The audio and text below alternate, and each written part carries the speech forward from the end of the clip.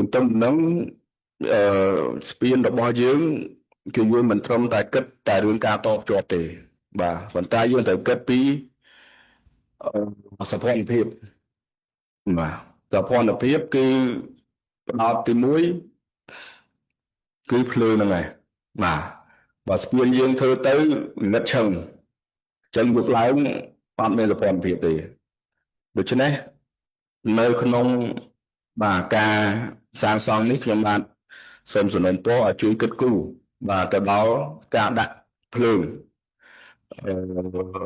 នៅលើស្ពានផងបាទពីព្រោះស្ពានយើងក្រោយនេះគឺយើងគិតគូរទាំងអស់បាទទាំងការដាក់ភ្លើងហើយមួយទៀតគឺអ្នកថ្មើរជើងគឺអន្តរភាពព្រោះស្ពាន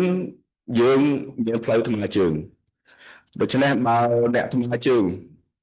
ដើរទៅលើស្ពានមានបញ្ហាឧទាហរណ៍ថាហត់បាទអញ្ចឹងគាត់ត្រូវសម្រាកហើយខ្ញុំគិតថាយើងគួរតែមានបាទជា rest area មួយមិនឆ្ងាយមិនធំប្រហែលទេអាចខើមិនតិចមក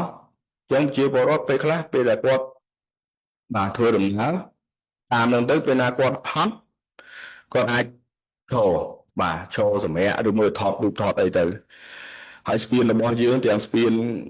កោះនរាឆ្លងមកឆ្លងទៅអរិយខ្សាច់ក៏ដូចជាស្ពានបាទដីឥដ្ឋថ្មគោក៏យើងបានរៀបចំរចនាបថឲ្យមានកន្លែងសម្រាប់អ្នកថ្មើរជើងបាទក៏អាចសម្រាកឬមួយក៏អាចបាទផតទេសភាពឬមួយក៏ផ្សាយនៅសមិទ្ធផលរបស់យើងដែរ